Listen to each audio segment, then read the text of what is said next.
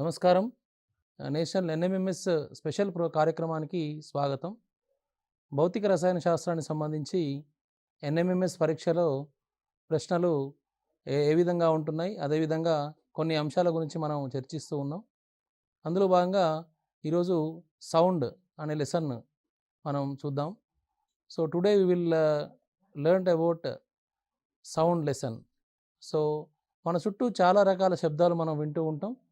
So ఆ శబ్దాలు ఎలా వస్తున్నాయి, వాటి కారణం ఏంది, అదేవిధంగా మానవుడు ఉత్పత్తి చేసే శబ్దాలు ఏంటి, so what type of sounds human being will create and what type of sounds we will listen and వాటికి సంబంధించిన లక్షణాలు ఎట్లా ఉంటాయి, what are the characteristics of those sounds, ఇవన్నీ అంటే సౌండ్స్ యొక్క ఉపయోగాలు ఏంటి, ఆడిబుల్ రేంజెస్ అంటే మానవుని శ్రవ్యావధి ఏంటి, ఇవన్నీ అంశాలను మనం అంటే ఎన్ఎంఎంఎస్ ఎగ్జామ్ పరంగా ముఖ్యమైన అంశాలుగా మనం చెప్పవచ్చు. So let us go to the lesson.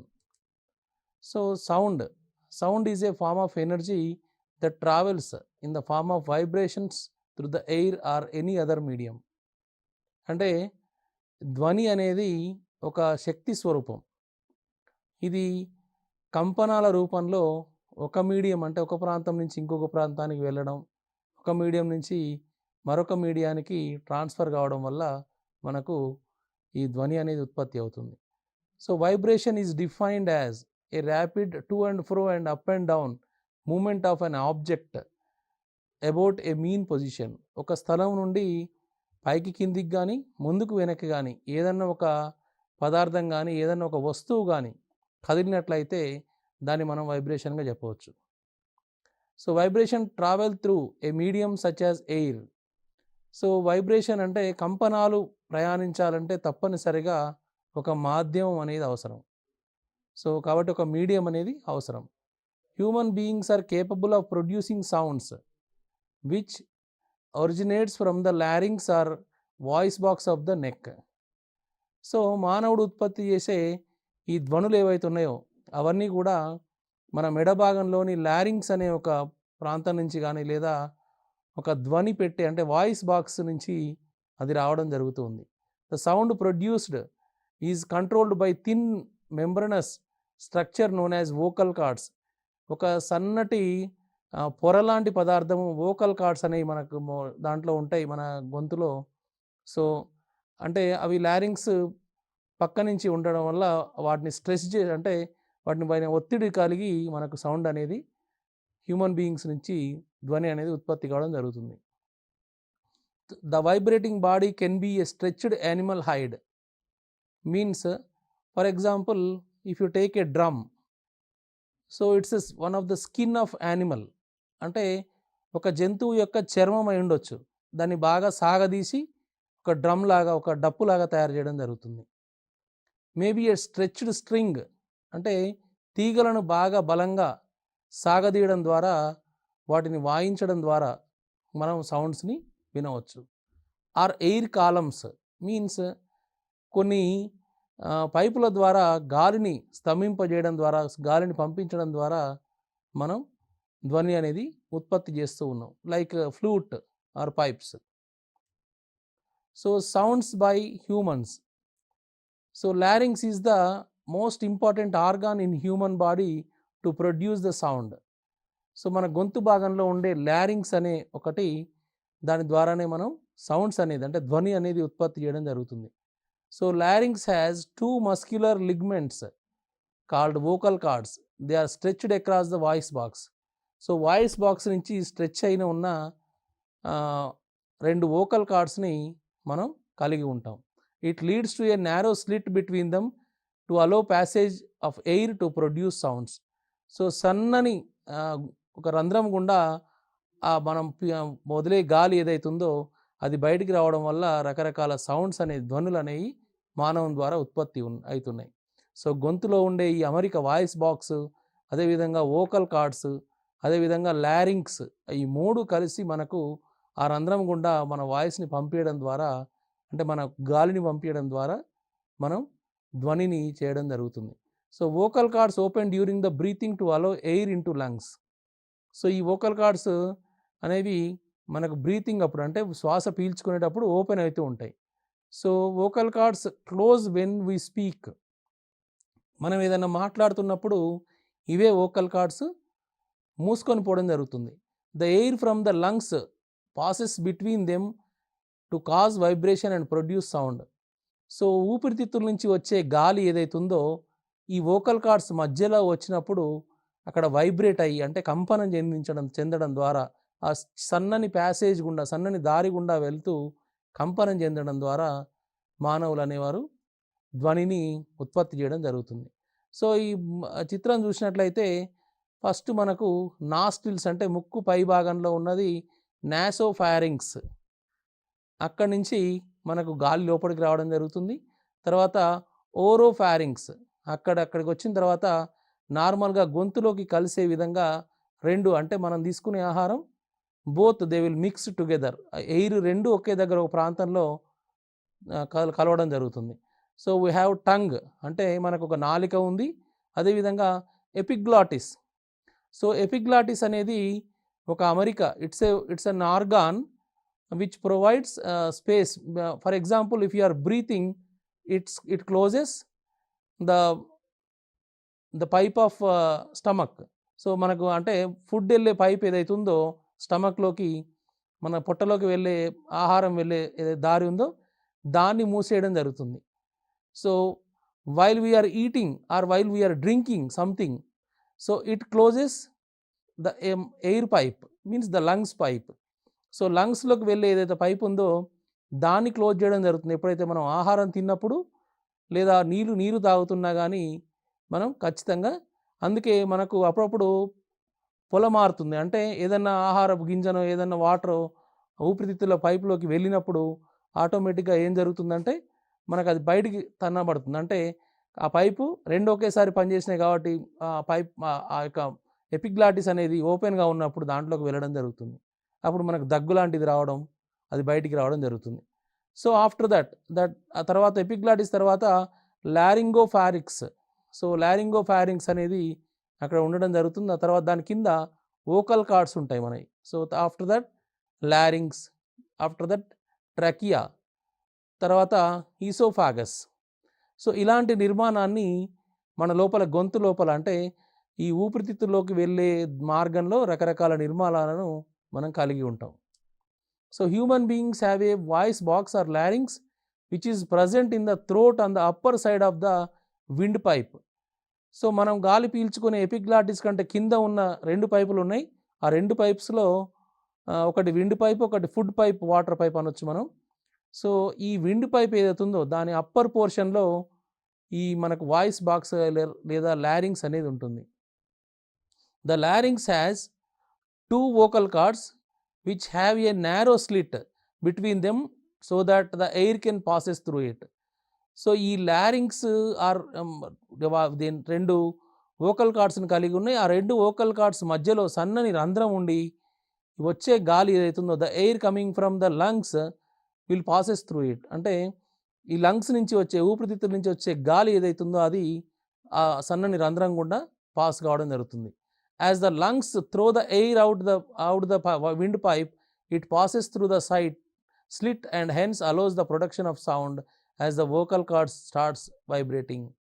So ఎప్పుడైతే లంగ్స్ గట్టిగా గాలిని బయటికి పంపు చేస్తున్నప్పుడు వోకల్ కార్డ్స్ రెండు వైబ్రేట్ చెందడం వల్ల, రెండు కంపించడం వల్ల ఆ గాలి సన్నటి స్లిట్ గుండా బయటికి రావడం ద్వారా మీరు గమనించే ఉంటారు. మామూలుగా మనం ఫ్లూట్లో చూసినట్లయితే సన్నటి దారి ఉంటుంది, అంటే ఆ సన్నటి దారి గుండా వెళ్ళిన గాలి ధ్వనిగా మారుతుంది. అదేవిధంగా ఈ వోకల్ కార్డ్స్ అనేవి రెండు కంపించడం ద్వారా after vibrating these vocal cords the air will pass through small very tiny slit. So కాబట్టి సన్నని రంధ్రం కూడా బయటికి వెళ్ళేటప్పుడు అది వైబ్రేట్ చెందించడం ద్వారా ధ్వని అనేది మానవుడు ఉత్పత్తి చేయడం జరుగుతుంది. The vocal cord muscles also play key role in production of sound. ఆ vocal cord muscles they are very flexible. ఎంత ఫ్లెక్సిబుల్ అంటే చిన్న గాలి వచ్చినా అవి వైబ్రేట్ అవుతూ ఉంటాయి. అంటే మనం చిన్న సౌండ్ చేయాలన్నా అది ఈజీగా వైబ్రేట్ అయ్యేంత ఫ్లెక్సిబుల్గా ఉంటాయి వాటి కండరాలు అనేవి. So sound requires medium to travel.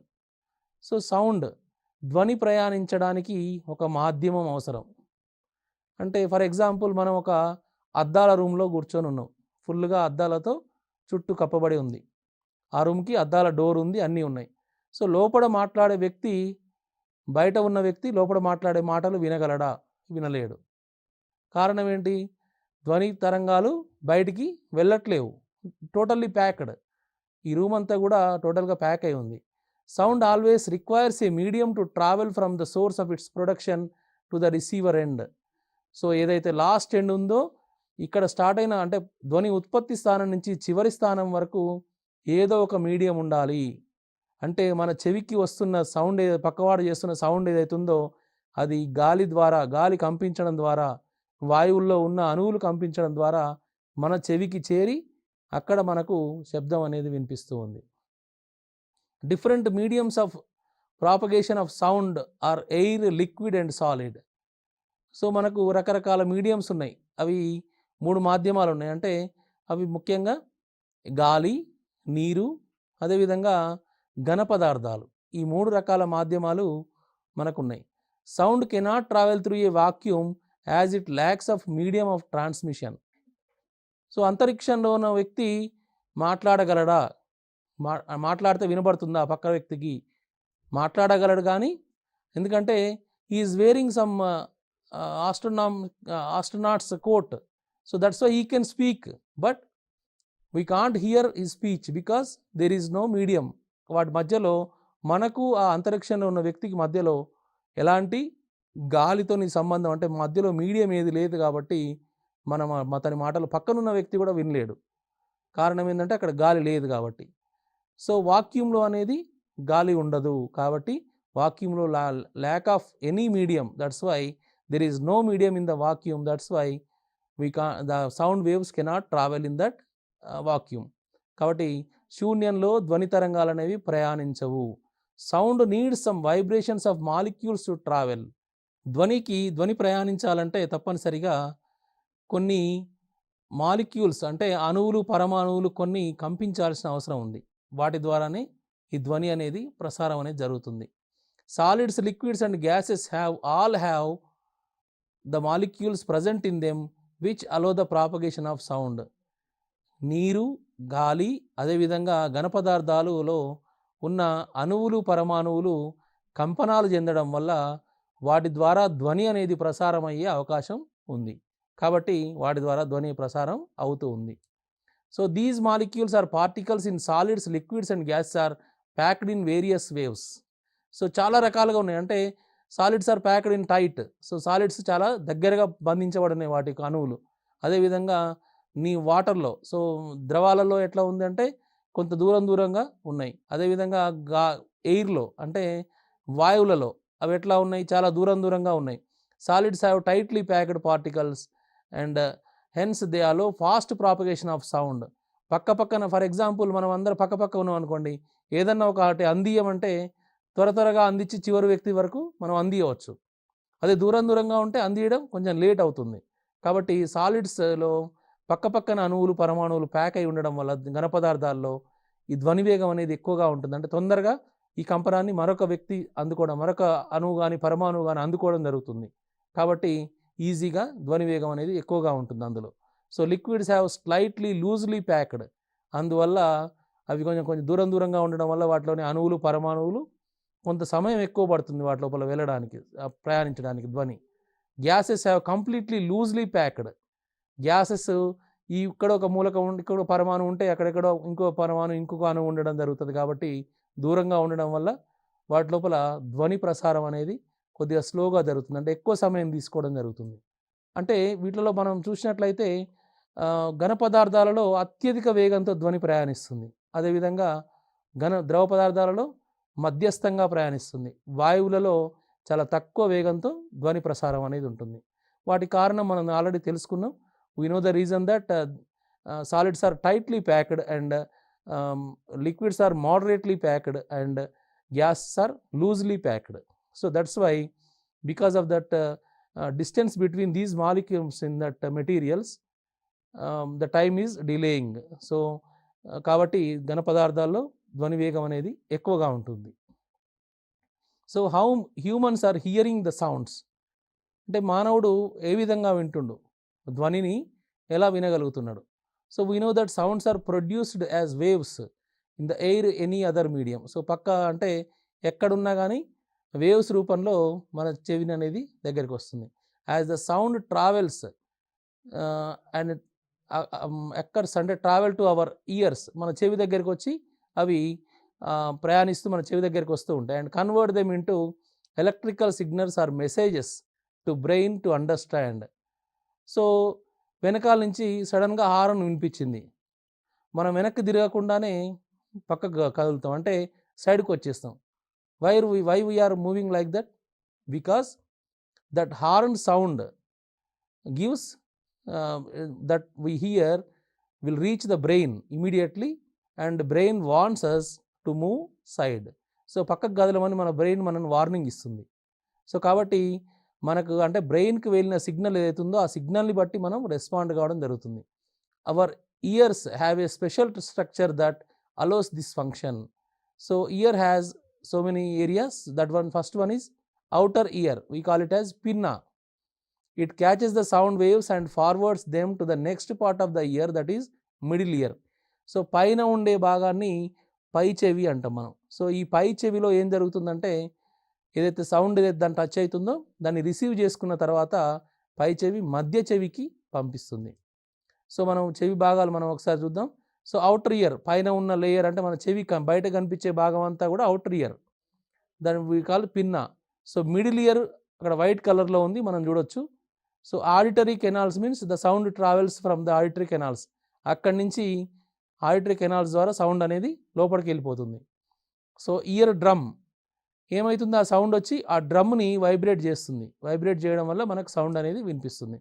So the middle ear will converts the sound waves into vibrations that then travel to the inner ear. It can do this with the help of the ear drum. The ear drum is a thin rubber like sheet present in the middle ear. మధ్య చెవిలో ఉన్న ఒక ear drum అది vibrate చెందడం జరుగుతుంది. So the inner ear, it is called cochlea. So it receives the vibration sent by the ear drum. It contains A liquid substance and the vibration that enter in the inner ear moves through this liquid. So ఒక liquid ఉంటుంది దాంట్లో, ఆ liquid ద్రవం ద్వారా అది సిగ్నల్స్ని బ్రెయిన్లోకి పంపడం జరుగుతుంది. So ఆ సిగ్నల్స్ని బ్రెయిన్లో ఒక part, so brain is divided into so many parts. For hearing somewhere one part will work on the hearing.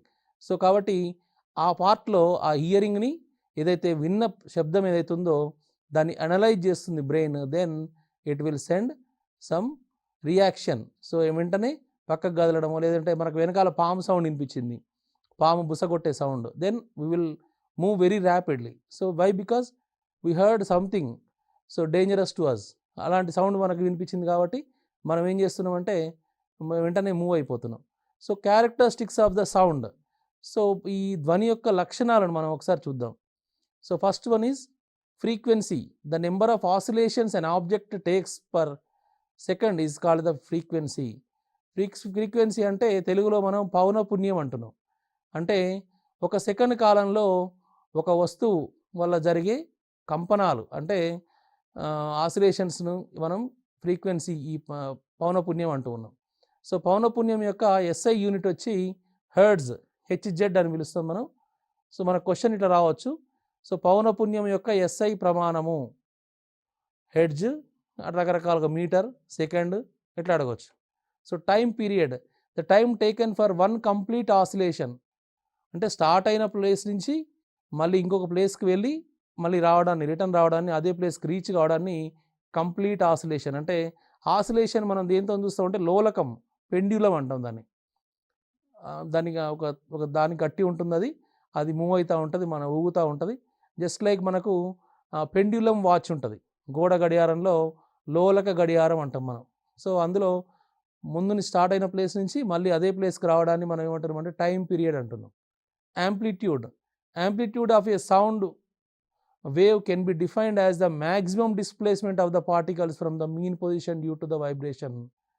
So కంపనాల వల్ల అత్యధిక స్థానభ్రంశము కలిగిన ఏ ప్లేస్ నుంచి అయితే అత్యధిక స్థానభ్రంశం కలుగుతుందో అక్కడ మనం ఏమంటామంటే యాంప్లిట్యూడ్ అంటాం దాన్ని. సో ఇట్లా మనం కొన్ని క్యారెక్టరిస్టిక్స్ని చూడొచ్చు. సో లౌడ్నెస్ ఆఫ్ సౌండ్ అంటే బిగ్గర ధ్వని, గట్టిగా వినిపించే ధ్వని. The loudness of a sound depends upon the amplitude of the sound. అంటే వైబ్రేషన్స్ ఎంత దూరం ప్రయాణం చేసినాయి, ఎంత డిస్ప్లేస్మెంట్, ఎంత స్థానభ్రంశం చెందినాయి, దాని మీద లౌడ్నెస్ అనేది ఆధారపడుతుంది. The higher the amplitude, the higher is the displacement of the particles.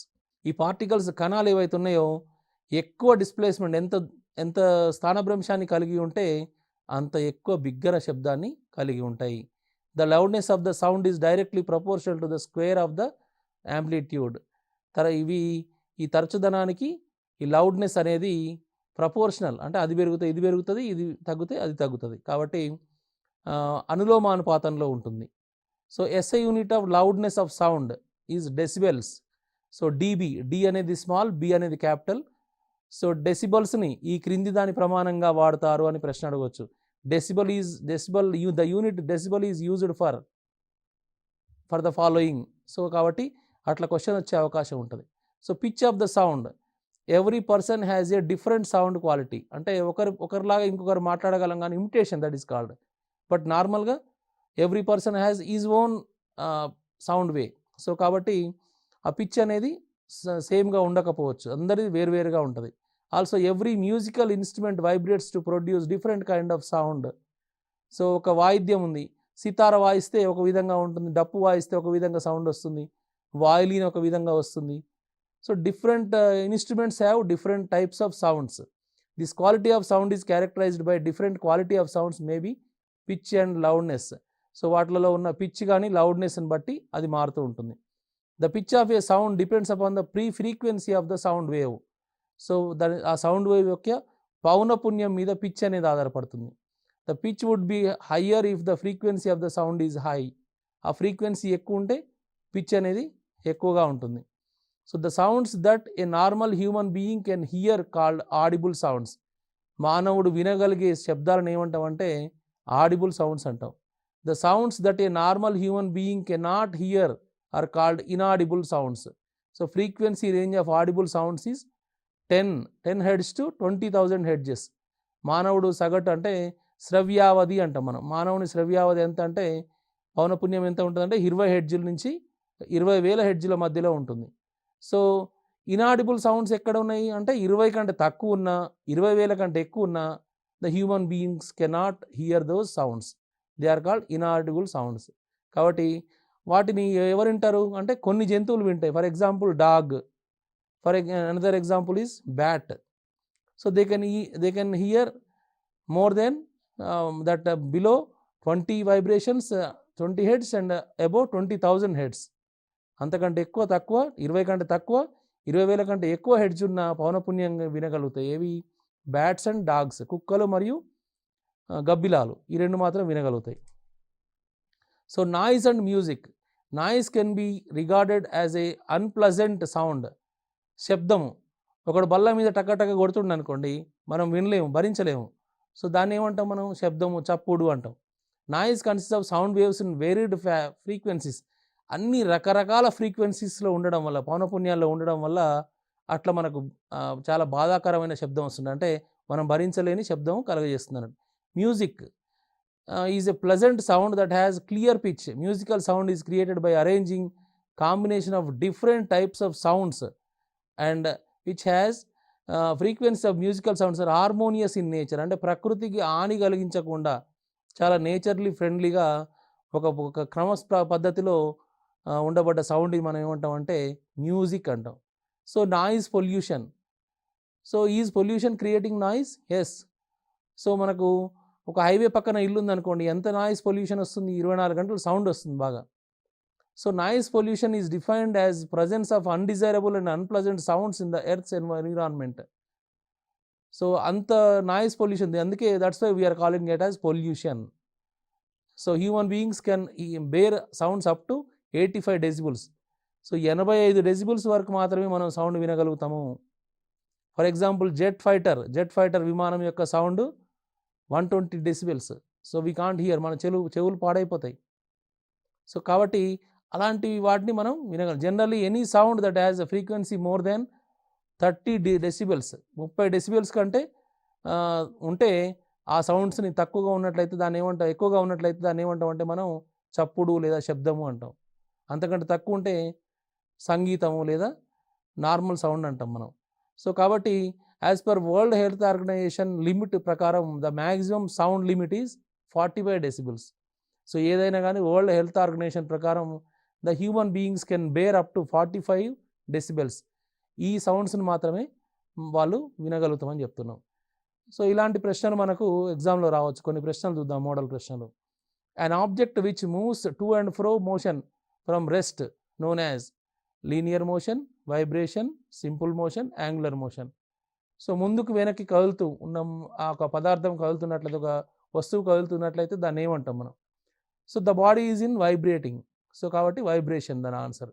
The number of vibrations produced per second అంటే ఒక సెకండ్ కాలంలో వచ్చే కంపనాల సంఖ్య, దాన్ని మనం ఏమంటున్నాం?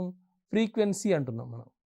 కాబట్టి frequency, shrillness, vibration limit and decibels, ఇలా ఆప్షన్స్ అడగవచ్చు.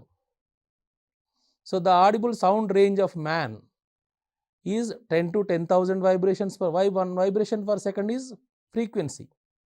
So hertz we can call it. So 20 to 20,000, 30 to 30,000, 40 to 40,000. So 10 to 10,000 hertz we can't hear. 20 to 20,000 is our audible range, human audible range. So B is the correct answer. So we can't hear 30 to 30,000, 40 to 40,000. The oval window has the surface area of dash of the ear drum. So ఇలాంటి questions మనకు ఎక్కువగా వచ్చే అవకాశం ఉంది. కాబట్టి ఈ సౌండ్కి సంబంధించి ఎక్కువగా ద మేజర్ అంటే మనకు బాడీలో ఉన్న కొన్ని పరిస్థితులు అంటే లారింగ్స్, voice cords, vocal cords, so ఇలాంటి వాటికి సంబంధించిన కొన్ని క్వశ్చన్స్ రావచ్చు.